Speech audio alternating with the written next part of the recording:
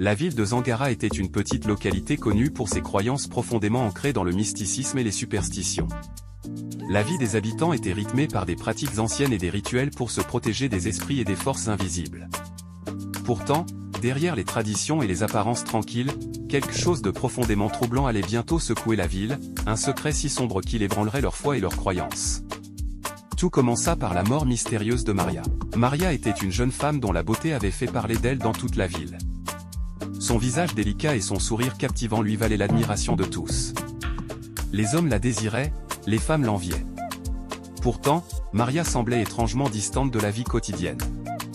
Ses voisins la trouvaient souvent perdue dans ses pensées, comme si elle portait en elle un lourd secret.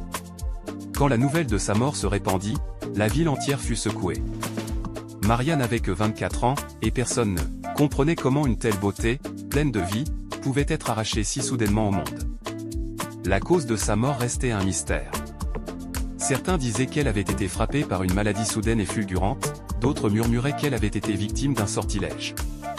Ce dernier point était renforcé par le fait que sa mort avait eu lieu dans des circonstances étranges, son corps avait été retrouvé chez elle, allongé sur son lit, avec un sourire figé sur les lèvres, comme si elle avait accueilli la mort volontairement. Le corps de Maria fut rapidement transporté à la morgue de la ville, un lieu éloigné des regards indiscrets, géré par une petite équipe de gardiens. C'était un lieu respecté pour son calme et sa fonction sacrée, mais depuis quelque temps, des rumeurs circulaient à son sujet. On disait que des choses étranges se produisaient dans la morgue la nuit.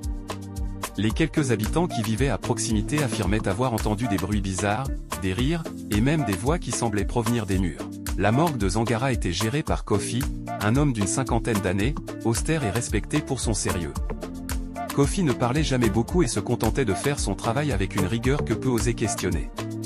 Ce soir-là, lorsqu'il reçut le corps de Maria, il ressentit un malaise inexplicable. En tant que gardien de la morgue depuis plus de 20 ans, il avait vu de nombreux cadavres, mais celui-ci dégageait quelque chose de différent. La beauté de Maria restait intacte, même dans la mort, et Kofi se surprit à l'admirer. Plus que de raison. Après avoir placé le corps dans une des chambres froides, Kofi continua son travail, mais une étrange sensation le suivait partout. Cette nuit-là, alors qu'il faisait sa ronde, il fut pris d'une sorte de vertige. Il se retrouvait de plus en plus attiré par le corps de Maria, comme si une force mystérieuse l'appelait. Peu à peu, Kofi perdit le contrôle de ses pensées. Il ne comprenait pas pourquoi, mais il se surprit à revenir dans la chambre froide où reposait Maria. Une pulsion incontrôlable s'empara de lui. Sous l'emprise de cette force, il commit l'impensable. Profanant la paix de Maria, Kofi céda à ses instincts les plus sombres. Mais à peine avait-il accompli son acte qu'un froid glacial s'abattit sur la pièce. Il se retourna brusquement, le souffle coupé. Il avait la sensation d'être observé, et une ombre sembla glisser dans le coin de la pièce. Terrifié, il se précipita hors de la chambre froide, jurant de ne jamais y remettre les pieds. Cependant, ce qu'il ne savait pas, c'est que ce n'était que le début. Les jours suivants, d'étranges événements commencèrent à se produire. Kofi se réveillait la nuit en sueur, hanté par des cauchemars dans lesquels Maria le fixait de ses yeux vides, accusateurs. Il entendait des bruits dans la morgue, des murmures dans les couloirs, des rires étouffés, des gémissements. Kofi tenta de rester fort, mais il était évident que quelque chose le dépassait. Les autres gardiens de la morgue commencèrent à ressentir les mêmes effets.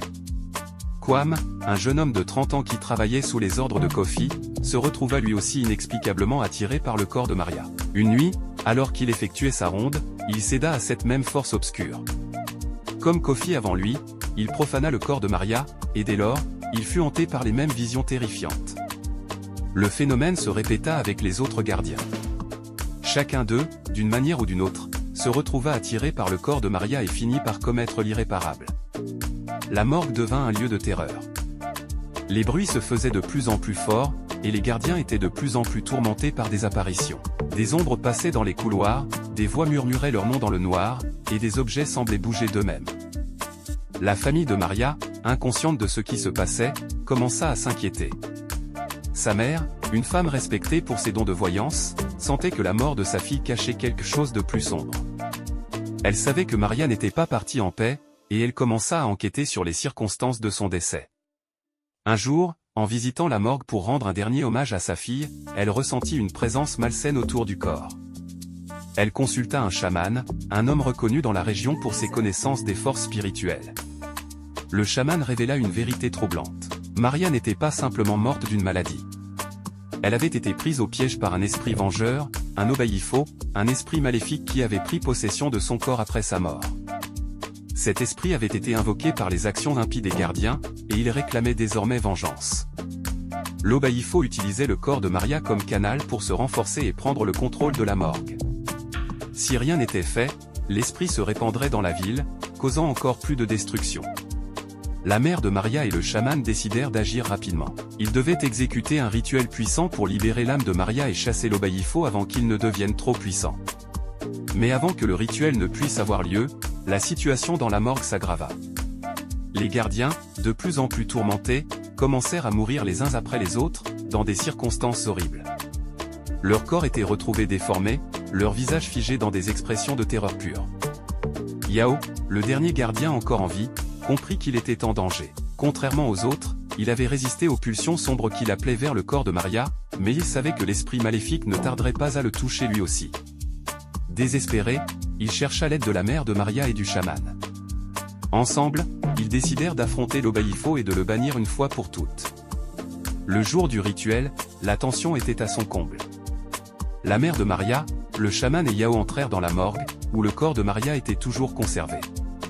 L'atmosphère était lourde et oppressante. Les murs semblaient vibrer sous l'effet de forces invisibles, et des bruits étranges résonnaient dans tout le bâtiment. Alors qu'ils s'approchaient du corps, une ombre gigantesque se dessina sur le mur. L'esprit de l'Obaïfo se manifestait enfin.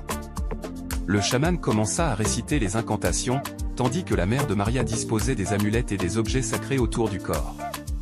L'esprit de Maria, pris au piège, hurlait de douleur alors que le rituel progressait. La pièce entière tremblait, et des objets étaient projetés contre les murs.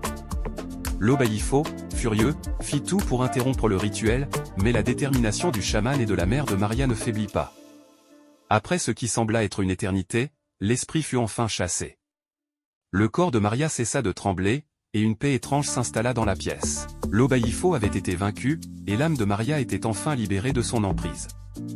Yao, soulagé mais épuisé, remercia la mère de Maria et le chaman. Ensemble, ils prirent la décision de brûler le corps de Maria pour s'assurer que l'esprit ne reviendrait jamais. Le lendemain, la ville de Zangara retrouva enfin un semblant de calme, mais les habitants restèrent marqués par les événements. Les rumeurs continuèrent de circuler pendant des années, et la morgue, autrefois un lieu de respect, devint une source de peur et de superstition. Cette histoire tragique nous rappelle à quel point il est important de respecter les morts et les esprits qui les entourent. Les actions que nous posons dans ce monde peuvent avoir des répercussions au-delà de ce que nous pouvons voir. Il est facile de succomber à des tentations sombres, mais il est essentiel de se rappeler que certaines forces, invisibles, surveillent chacun de nos actes. Si cette histoire vous a captivé, n'oubliez pas de vous abonner à notre chaîne pour d'autres récits fascinants. Laissez-nous un commentaire et partagez cette vidéo avec vos amis. Vous ne savez jamais qui pourrait être touché par ces mystères du monde spirituel.